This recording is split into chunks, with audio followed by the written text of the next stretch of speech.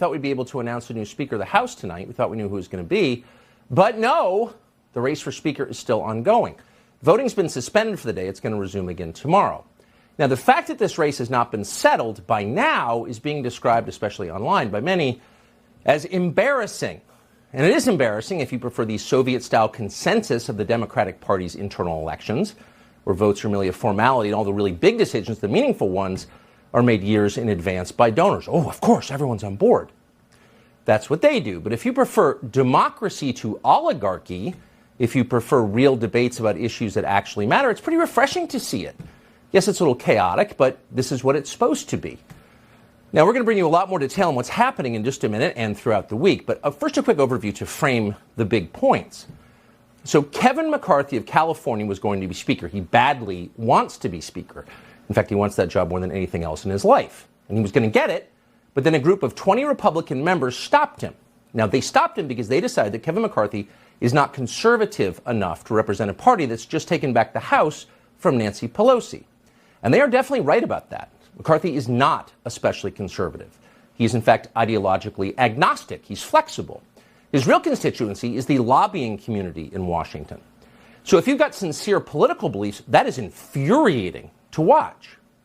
On the other hand, to be fair, this is politics, and McCarthy does have strengths. It's not easy being Speaker when the House is this closely divided. And in some ways, Kevin McCarthy is perfectly suited for that. He is skilled in politics, not a small thing.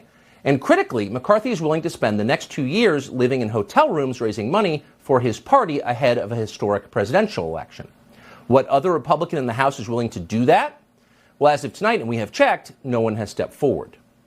So really the pivotal question is, how badly does Kevin McCarthy want this job?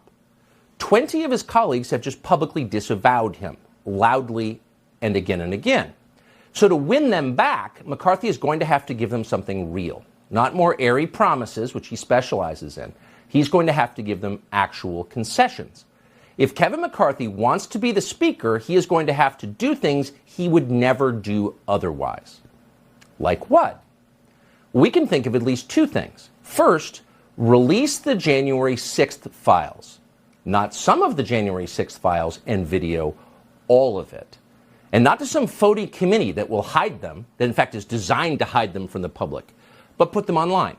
Release them to the public directly so that the rest of us can finally know what actually happened on January 6th, 2021. It's been 2 years. It's long overdue. It's our right as Americans to know. And McCarthy could tell us. Second, Kevin McCarthy could put Thomas Massie of Kentucky in charge of a new Frank Church committee designed to discover what the FBI and the intel agencies have been doing to control domestic politics in this country. They've been doing a lot. But no one in Washington wants to talk about it. This topic is effectively off limits and has been. In fact, no one's talked about it for almost 50 years. And so because no one has talked about it or stopped it, the rot has spread and democracy has withered. You can feel it.